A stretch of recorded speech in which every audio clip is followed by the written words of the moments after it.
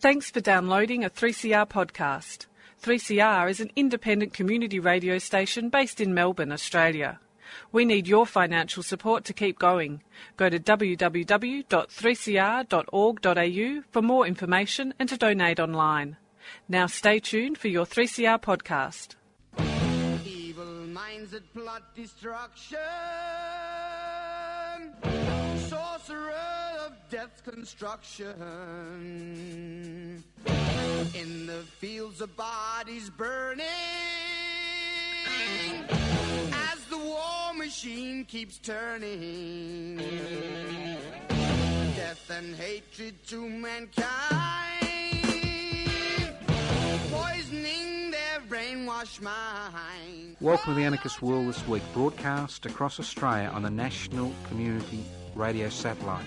Listen to the Anarchist World This Week, Australia's sacred cow slaughterhouse. Listen to analysis of local, national, international events. Listen to analysis you'll never hear anywhere else.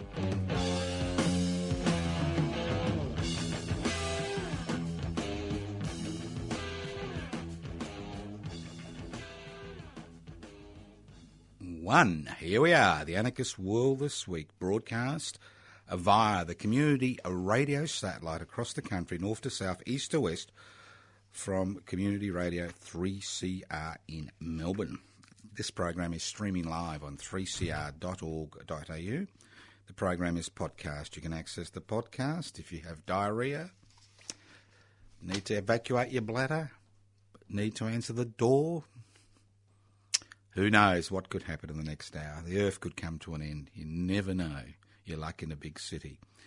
Well, what is anarchy all about? An anarchist society is a society without rulers. Anarchos, without rulers. Well, that's simple to say, isn't it? Without rulers. Obviously, because we're tainted with original sin, if there were no rulers, we would rape, murder and pillage each other, wouldn't we? Well, what I've noticed is when you do have rulers, that's what you get, rape, murder and pillage. So an anarchist society is an attempt to create a community where power is devolved, power is decentralised. Because historically, the more power is centralised in the hands of fewer and fewer people, the worse atrocities we see. So power is also dependent on wealth, as we see on a daily basis. The more wealth you have, the more options you have, especially the options to control others and exploit them to augment your wealth. So anarchism is a political, social and cultural movement which wants to create a society without rulers, not without rules. And how do you do that? You devolve power, you hold wealth in common. End of story. Simple ideas, and obviously through the human history we've seen examples of anarchist societies come and go, as we've seen examples of all types of communities come and go. And I call the 21st century the anarchist century. And why do I call it the anarchist century? Well, it's very simple. As populations grow, as resources become finite, and because we haven't got enough ships to all go to Mars to live under domes, what we need to do is we need to harness the energy of the 7 billion people on this planet to ensure we don't annihilate ourselves in the next 50 to 100 years. Because one thing about the history of planet Earth is species that kind of overpopulate, species that don't live in harmony with the rest of the planet tend to disappear. And sometimes they disappear rapidly, as we saw with the dinosaurs, after millions of years.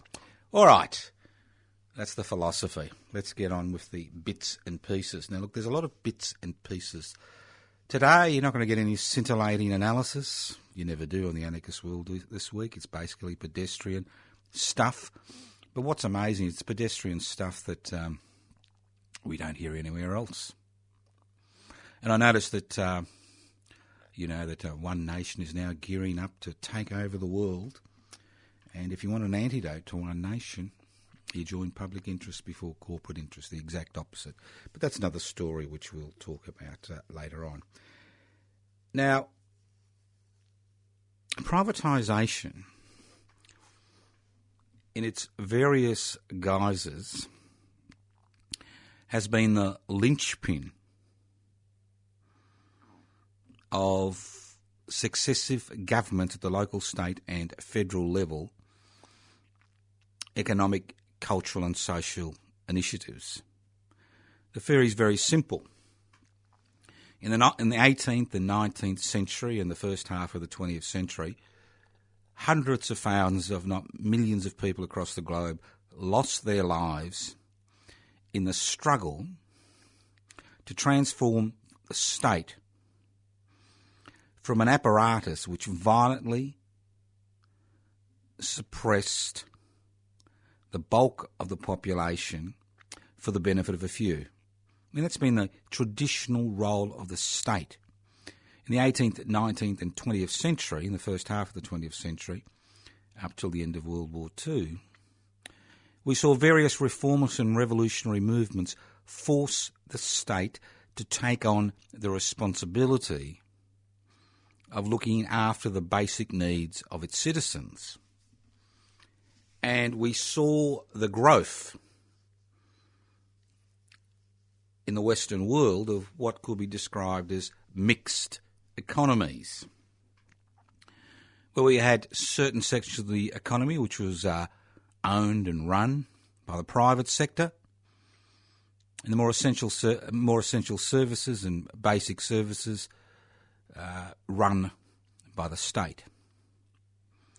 And over the last 40 years, during the privatisation, globalisation, corporatisation and deregulation revolution, which has swept not just Australia but most of the world,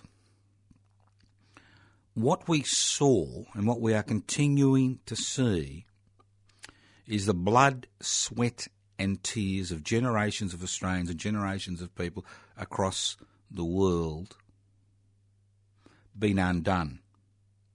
And what we see is that the state is rapidly removing itself from the responsibility of looking after the needs of its citizens and outsourcing that responsibility to private organisations. And we've seen this in a variety of ways. So what we have seen is the destruction of publicly owned facilities, not just the destruction, but the giving away of publicly owned facilities to the private sector for them to use to augment their profits. And profits aren't shared in a private organisation, not shared by the community as a whole, because as we know in Australia, private corporations are so powerful they pay voluntary taxation. What we see is people whose needs were looked after through the public sector, through the state, being sacrificed on the altar of mammon for the glory and profit of the major shareholders in unaccountable corporations whose major responsibility it is to make ever-increasing profits for their major shareholders, irrespective of the human, social, and national consequences of their actions. And that's what we see every day in the second decade of the 21st century. And this policy of privatisation has had profound impacts on an increasing number of people, and in Australia an increasing number of Australians. And we see that in the statistical analysis. In 1975,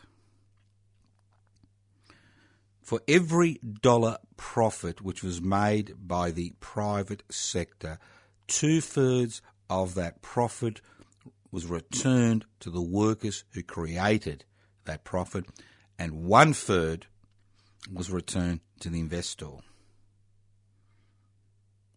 in 2016, of every dollar of private profit that is made, 1/3 is returned to the workers who make that profit for private corporations, and 2/3 is returned to the corporation and its shareholders.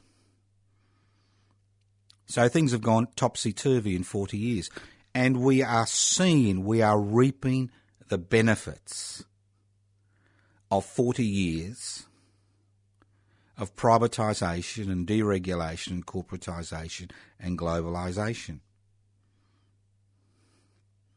We have been sowing seeds on barren ground.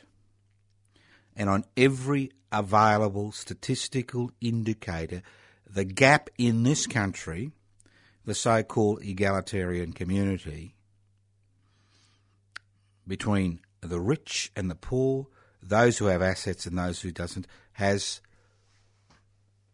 exploded. And every day, you listen to a local news item, watch some television news, listen to the radio, you hear stories about how that entrenched inequality continues to get wider, and the social consequences of those policies. For example, the big question, which is one of the big questions, I should say. One of the big questions. There's many big questions, obviously. Not many answers, but many big questions. Is increasing despair, psychiatric illnesses, disillusion, alienation, isolation, crime, family violence, interpersonal violence that we see in the 21st century. And much of this, not all of it, but much of this can actually be, the causes can be driven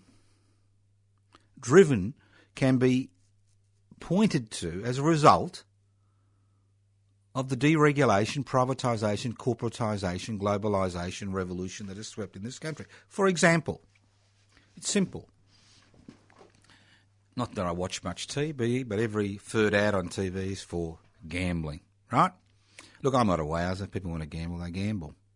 But what we've got now is an industry. Now, obviously, when you gamble, sometimes you win, most times you lose. Sometimes, occasionally, somebody wins big, but most people lose. And if you don't have much disposable income and you've got dreams and you gamble because you think that's the way you're going to find, claw your way out of the situation you find yourself in, and that's a popular misconception among many people, you find that income that is needed for basic necessities, mortgage repayment, rent repayments, food, bills, kids' expenses, the list goes on, goes down the gurgler. Increasing tension within households, increasing dislocation, increasing family violence, increasing psychiatric issues. And this is a direct consequence of allowing this type of destructive industry to flourish. Direct consequence. And we can look at many fields of human endeavour, and it's the same story. Housing. What we've seen in the last 40 years is the creation of an investment class. Not just a corporate investment class, but an investment class in Australian society. where approximately 15% of the population have now become investors. And most of this investment is in real estate, because there are taxation laws which allow investors to legally minimise their tax through negative gearing if they invest in the stock market by offsetting their losses as a tax loss. And the list goes on and on. So now we have 15% of the Australian people who are part of this investment class who are supported by legislation which allows them, in a significant proportion of cases, to legally minimise their tax to such an extent that there isn't enough money for anybody else. While at the other end of the scale, we have figures which say that almost 1 million children live under the poverty line in this country. That 33% of Australians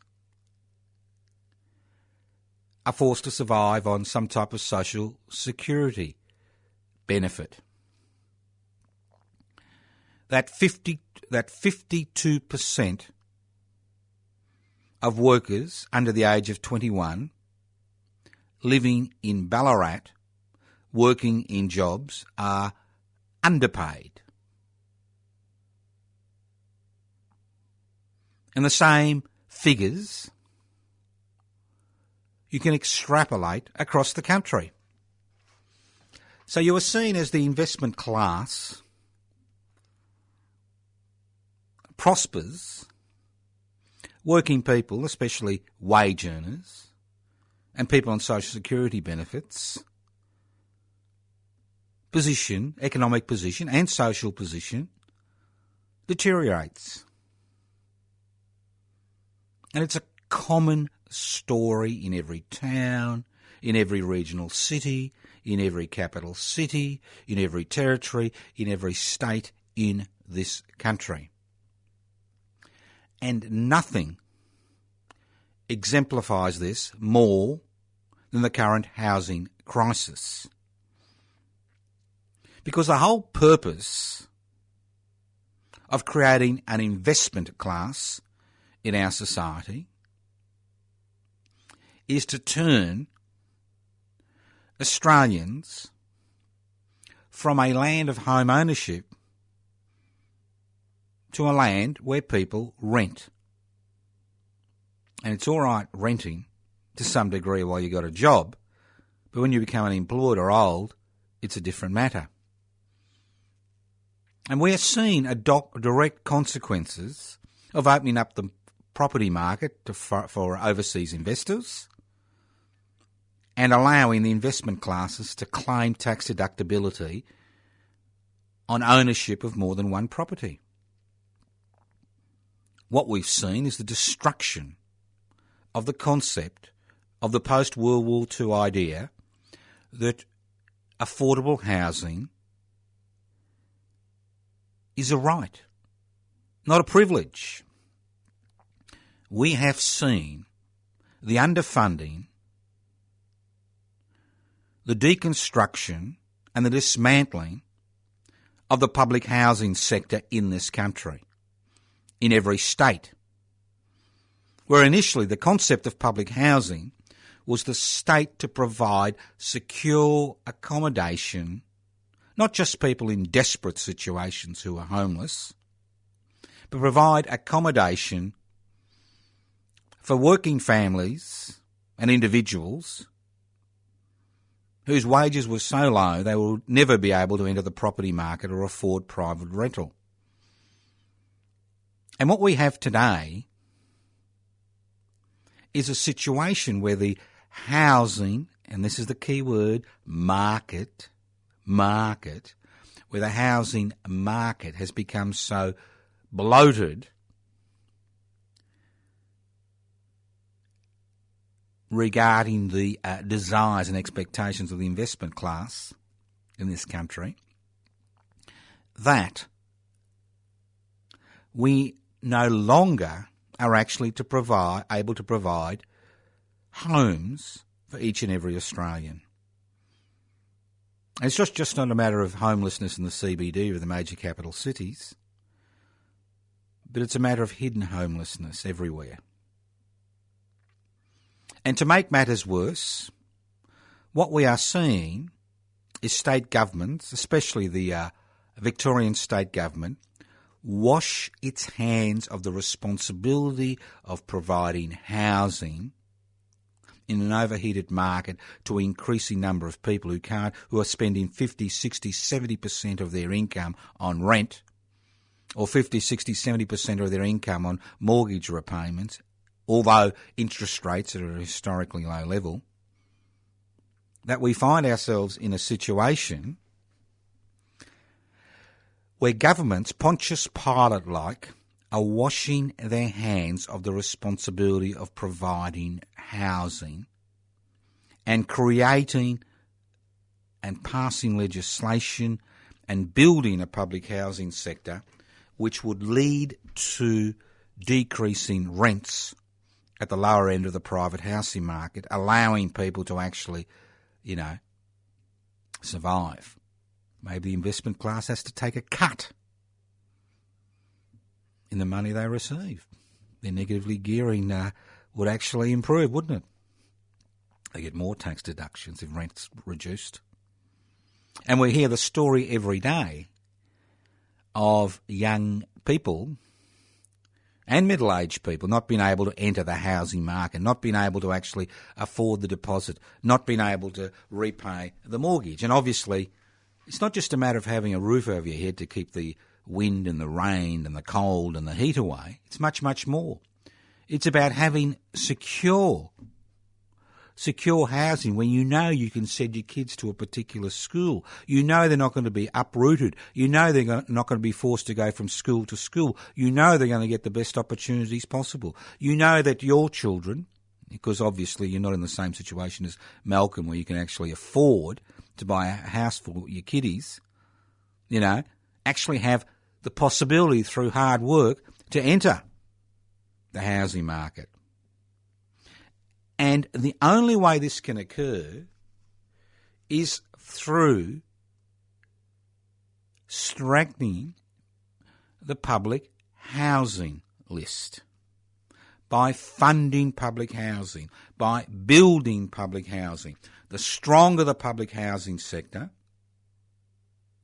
the greater pressure placed on rents, the greater pressure placed on prices at the lower end of the market, the greater possibility of people being able to afford rental accommodation and actually begin that first step of home ownership. So a strong public housing sector benefits everyone, not just those people who need public housing, but it benefits the rest of the community. It benefits every wage earner. And even benefits investors, believe it or not, because although rents will decrease, their losses on their property increases, therefore they get greater tax deductions. It's extraordinary, isn't it? So why is the Andrews government in Victoria in the next few weeks going to hand over 70% of public housing stock to private organisations? That's right. 70% of public housing stock to private organisations. Not just the right to manage that public housing stock, but hand over the titles. Hand over taxpayers' money to private organisations. Some are not for profit, some are for profit, some are religious based, some are not religious based, some call themselves community housing, some call themselves affordable housing, some, call themselves social housing. But the fact is that when these private organisations get their hands on the titles. They can buy and sell. They can enter into private partnerships with private organisations. They can increase rents. They decrease security in terms of tenancy, and the list goes on and on. So 2 weeks ago, just 2 weeks ago, public interest before corporate interest was approached by sections of the public housing community to see whether we could help to bring this issue to the public's attention. And we took on that mantle. Because we see that public housing, a mixed economy as far as housing is concerned, is fundamental to decreasing rents and decreasing prices for home ownership, especially at the lower end of the market. And it's quite extraordinary that the Victorian Labor government is doing what the previous Liberal National Party government in Victoria could not achieve.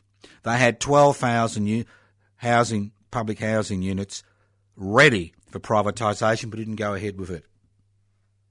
Now this government which is fixated on removing railway crossings and building tunnels, has not allocated anything to the public housing sector. It wishes to absolve itself of the responsibility of looking after the housing needs of the people in the state of Victoria, as we see in New South Wales, although the decisions were reversed in Queensland with the election of the government there 18 months ago, which reversed the decision of the previous government to privatise all housing stock in Queensland.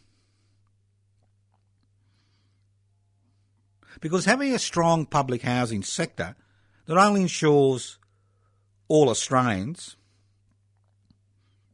who cannot access the private housing market have access to affordable housing, it also places downward pressure on private rents and helps first home buyers to enter the property market. Having a strong public housing sector that is owned and managed by state governments helps to decrease crime and family violence, as well as provide a stable, secure environment that gives children the opportunity to access educational opportunities they would not normally have access to. And a strong public housing sector can be financed by using a proportion of the revenue raised by land tax. Because in Victoria, people who own more than one house pay land tax. And the stamp duty revenue has increased dramatically as property prices have increased in Victoria and the rest of the country. So why isn't a proportion of this money used to finance, own, build, extend public housing? So as I said before, 2 weeks ago we were approached, and we've now formed a new organisation, Defend and Extend Public Housing. We not just want to defend what's there, we want to improve what's there, we want to extend what's there, we want to extend the concept that public housing or affordable housing is a right, not a privilege. And there are 88 members of the Legislative Assembly and 40 members of the Legislative Council who will make this decision in the next few months, who will have to decide whether they will continue to support the privatisation bandwagon. And our campaign is directly fashioned in such a way as to put maximum pressure on the Victorian Labor government to abandon its plans to privatise public housing. And this is a winnable debate. It is a winnable campaign, and I'll tell you why it's winnable. Because the Australian Labor Party in Victoria at the state level is coming under increasing pressure. Within the CBD of this city, within 15 kilometres of this city, where most public housing is still available, is coming under increasing pressure from the Greens. And although Greens have been equivocal, the state branch of the Greens have been equivocal regarding this particular policy, they have now come out with a policy which opposes the privatisation of public housing. Now, the Greens' problem is very simple. They have never been able to attract working people and people on social security benefits to their bandwagon to any significant event. And if the Victorian Labor government is stupid enough under the Housing Minister, Mr Foley, to privatise 70% of the public housing stock, it is quite likely the Greens will pick up 4, 5, 6, 7 seats within 15 kilometres of the Melbourne CBD. They already have 2, Prahran and Melbourne. And why would they privatise 70% of public housing stock? And the reason they would privatise 70% of public housing stock is because they want to wash their hands of the responsibility of providing that service to the community. So public interest before corporate interest has now formed Defend and Extend Public Housing. And it is our initiative, it is this campaign will roll on till the next state election in Victoria in 2 years' time. And the first action we will be holding, and it's an action where we need your support. Whether you live in public housing or not, this campaign affects you. If you rent, if you've got a mortgage, if you live in public housing, if you're homeless, this campaign affects you. Because what it does, it puts on the table, it puts on the political table that this is a central issue.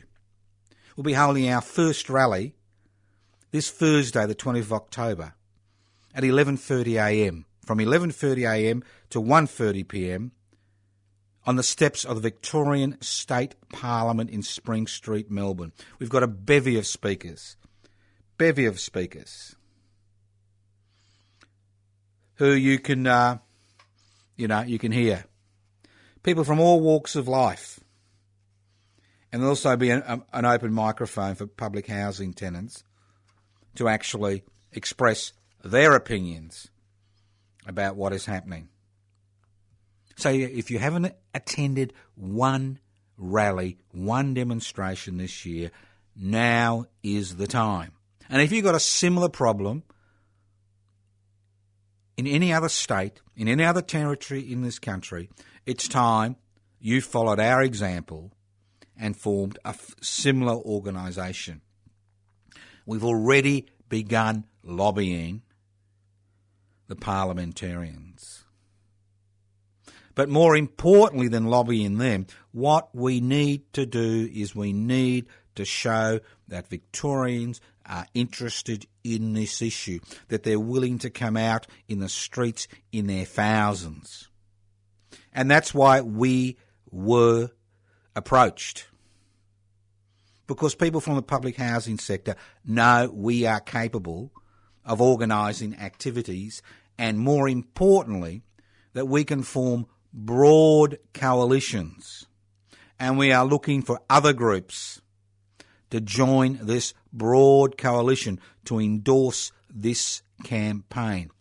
But most importantly of all, we are looking for your participation, your active participation. If you can't actively participate, at least get the message across to other people in this country. There's a few things you can do. You can go to the Defend and Extend Public Housing Australia Facebook page. It's all there. Defend and Extend Public Housing Facebook page. Get involved. Get things moving.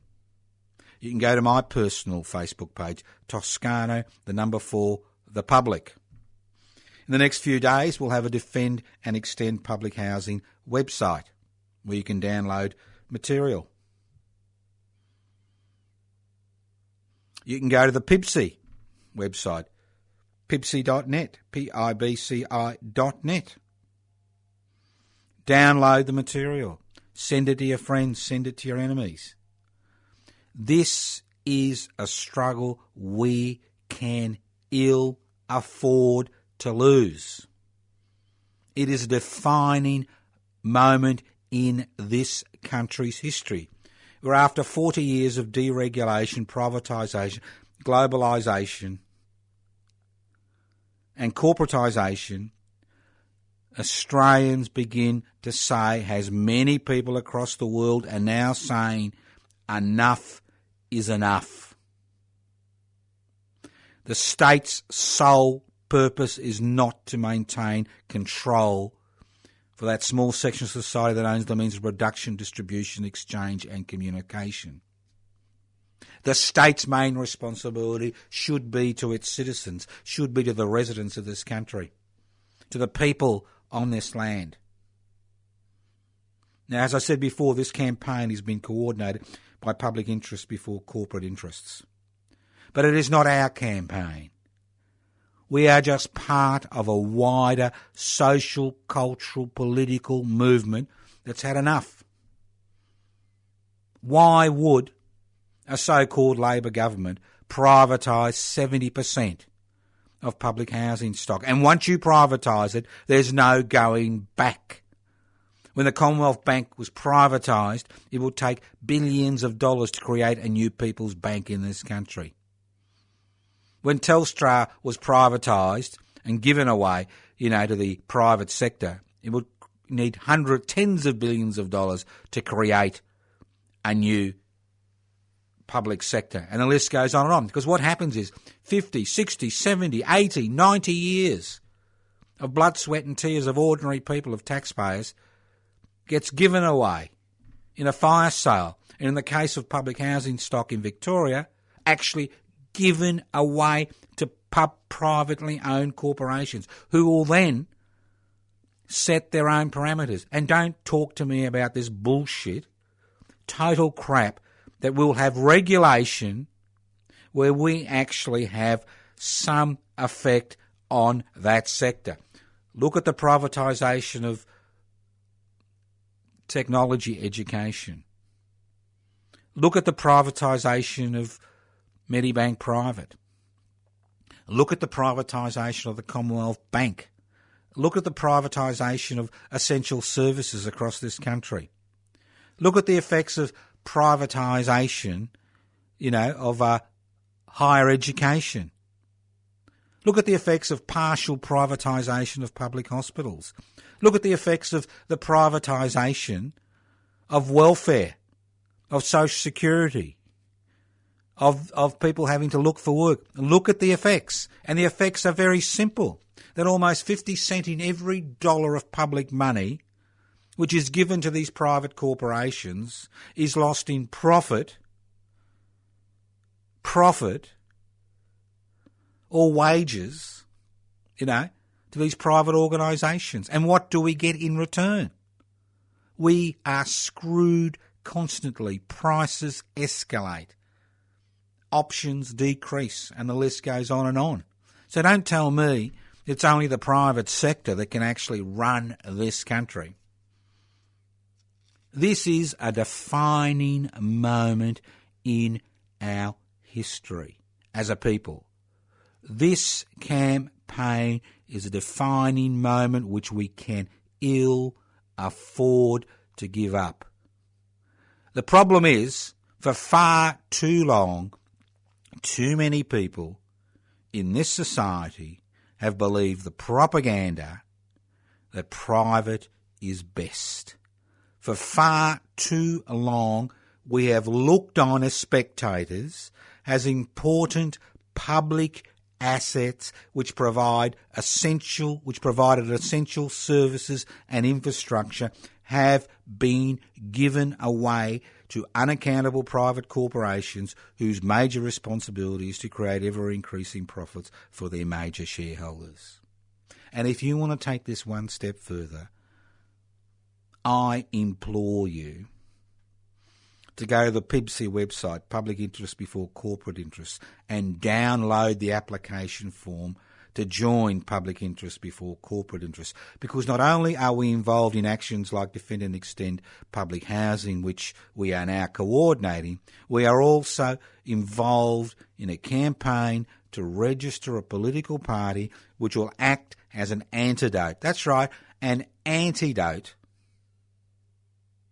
to the rise of political groups, both parliamentary and ex-parliamentary, in this country who think the other is the enemy, who refuse to envisage the idea that the main enemy that each and every one of us faces is not the person for different religious belief or a different skin tone or a different language or a different cultural practices, but that small section of society that owns the means of production, distribution, exchange and communication. And public interest before corporate interest is an inclusive group. Look at the application form. Join today. Download it now. You don't have access to a computer? Don't despair. You can send me a note to Post Office Box 20, Parkville 3052. Post Office Box 20, Parkville 3052. That's right. You can email me at pibc.net, anarchistage@yahoo.com, anarchistage@yahoo.com. Think about it. If you can't join us on Thursday the 20th of October, there's nothing organised in your part of the world, organise it. If you're in Victoria and you can't join us on the steps of Parliament House, this Thursday, 20th of October, 11:30am, 1:30pm, bevy of interesting speakers, Kevin Healy, Sue Bolton, Steve Jolly, John Twegg, yours truly. The list goes on and on and on and on with an open microphone. 2 hours. Join us on Thursday the 10th of November. Same time, same venue. Go to the webpage, defendandextendpublichousing.com. Very simple, defendandextendpublichousing.com. Go to the Facebook page, Defend and Extend Public Housing Australia. Bingo. Get involved now. It's up to you. We can only do so much. Whether this campaign fails or succeeds, whether we stop the privatisation of 70% of public housing stock in Victoria, whether we increase the public housing sector, therefore putting downward pressure on rents, especially for smaller units and homes, cheaper units and homes, and downward pressure on prices, so that first home buyers can actually enter the first home buyers market without actually going bankrupt. Now's the time. This campaign affects everybody. It even benefits the investment class who invest in real estate. Because if your rents fall, what's the problem? You can claim the loss on negative gearing. What a wonderful world we live in. Apologies to Shatsmo. What a wonderful world we live in. This is the Anarchist World this week. Broadcast across Australia on the Community Radio Network. My name is Joseph Toscano. I'm hosting today's program. As I said before, you can go to anarchistmedia.org, pibc.net, defendandextendpublichousing.com. The list goes on and on. Go to my personal Facebook page. I need friends, they tell me. Toscano for the public. Or pop along tomorrow. I'll be emceeing the rally on the steps of Parliament House with the help of my co-convener, Mr. John Twegg. So, come along. If you can't come along, organise it in your part of the woods. You don't need a franchise. You don't need to telephone anybody. Be nice to let us know. Therefore, we can actually advertise what you're doing. All right, let's move on to something a little bit more esoteric, but is important. Because in an era of increasing militarisation, if you think there's no increase in militarisation in Australia, think about the agreement that's just been made regarding who's going to pay for all those US troops who are going to be billeted up in North Queensland for time immemorial. Look at the sabre rattling that's occurring between the United States and China. And just don't forget that China is Australia's biggest trading partner and that sooner or later we'll be asked to make a decision. the next 30 to 40 years, I won't be here, but hopefully many of our listeners will be here. It's not going to be a pleasant time for Australians, especially as the militarisation ramps up. So I think what we should do is we should look at the past.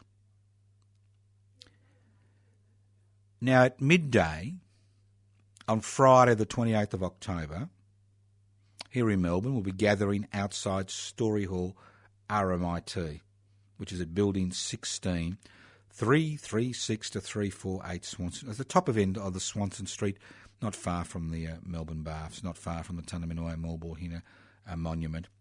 And why? Why am I encouraging people to join us at midday on Friday the 28th of October? Well, during the hysteria of World War I. Yes, World War I. Remember the big hundreds of millions which were spent on celebrating Anzac Day last year in 2015? Well, there's not 1 cent of public money being used to commemorate a much more significant day in the history of this country than Anzac Day. On the 28th of October 1916, the Australian people rejected conscription at plebiscites which were held around the country. The Hughes-led government, a coalition of Labor deserters and National Party people, was so concerned of a mass general strike, because the majority of the trade union movement opposed conscription, and was so concerned about the possibility of revolutionary activity in the streets of Australia as we saw in Russia in 1917, they were forced to hold a plebiscite on the question of conscription. And they didn't hold that plebiscite because they wanted to. They called that plebiscite because they could not introduce conscription because of public opposition. And on the 28th of October 1916 and on the 20th of December 1917, the Australian people, to their credit, rejected plebiscites which wanted to sacrifice another 60,000 young Australian men on the European killing fields, not in the fight for democracy or freedom or even our way of life, but to be sacrificed on the European killing fields for the glory of God, King and country in a dirty little trade war which was fought by workers at either end of a bayonet. I don't think most Australians realise that out of a population of 5,400,000 Australian men and some women volunteered to fight in the Great War. 62,000 never came back. That's 1 in 6 never came back. Another 60,000 died of their wounds within a decade of returning home. And those that returned home were actually rewarded by given scrubland, in the bush, where most of the soldier settlements failed. And as I said before, fighting a dirty little trade war for the glory of God, King and country, not democracy, liberty, or the defence of Australia. This is another historic moment because it demonstrates that not everybody gets caught up in the war, with the dance of the war drums. And at midday on Friday the 28th of October, we'll be gathering outside Story Hall. Why Story Hall at RMIT, Building 16, 336 to 348 Swanson Street, Melbourne? Why? Because Story Hall was the headquarters of the Women's Peace Army in Melbourne. 1 week before the first plebiscite on the 28th of October, on the 21st of October 1916, the Women's Peace Army marched from Story Hall to the Yarra Bank in the largest anti-conscription rally held in Australia during World War One. Women activists addressed a crowd of over 80,000 people on that day. 1 in 10 of every man, woman and child living in the city of Melbourne in 1916 attended that rally. An anti-conscription rally. If it wasn't for an anti-conscription coalition that included such diverse groups as the Radical Workers Group, the Industrial Workers of the World, the Roman Catholic Church led by Melbourne's Archbishop Mannix, Women's Group, including the Women's Peace Army, and a significant section of the trade union movement, it's no exaggeration to say another 62,000 young Australians would have died on the European killing fields, and another 60,000 would have died of their wounds within a decade of returning home to Australia in a fight for the glory of God, King and country. No exaggeration. Remember, 8,000 Australians lost their lives in one day in France.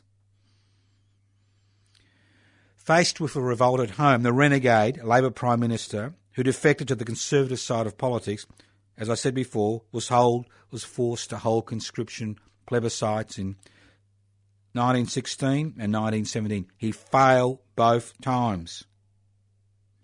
The anti-war movement won the day. They are not commemorated. They are not lionised. Nobody remembers them. Nobody remembers the great contribution they made to life in this country. And many men, women and children listening to the Anarchist World this week now would not have been alive if their forebears had been sent to that pointless war fought by workers at either end of a bayonet.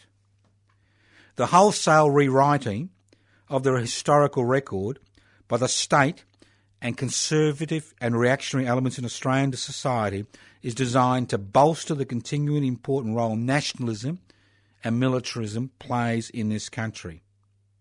By reclaiming our past, we are in a better position to understand what is happening in this country today. By bearing witness to what happened, we can ensure the unnecessary slaughter, and that's what it was, slaughter, that occurred in World War One will never happen again. So join us at midday on Friday the 28th of October, outside Story Hall, RMIT, Building 16, 336 to 348 Swanson Street, Melbourne. Want further information, go to the Anarchist Institute website, anarchistmedia.org, anarchistmedia.org. Download the material.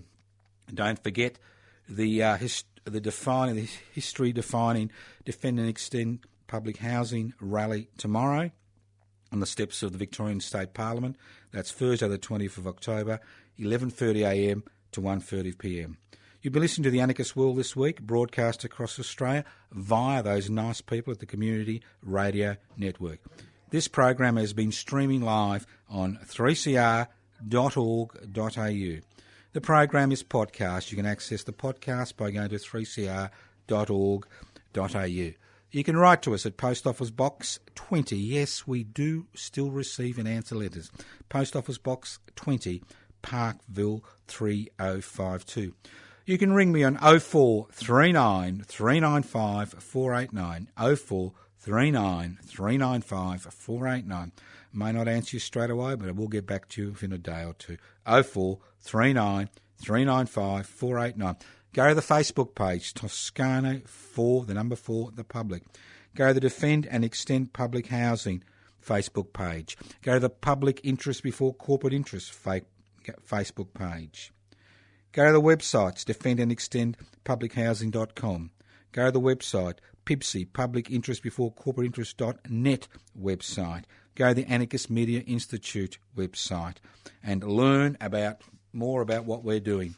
Next week, we'll be talking more about our Eureka celebrations.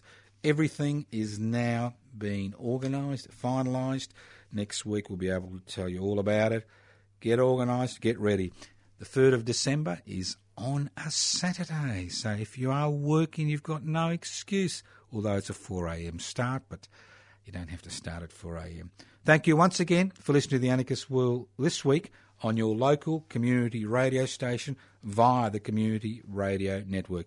This program is podcast. You can access the podcast by going to 3cr.org.au. Thank you once again to the Community Radio Network for broadcasting the Anarchist World this week now.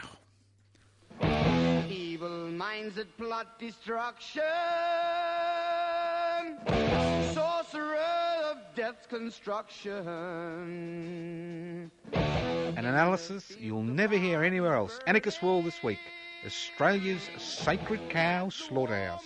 10 a.m. every Wednesday. Listen to the Anarchist World this week for an up-to-date analysis of local, national and international events. Poisoning their brainwashed minds. Oh, Lord, yeah.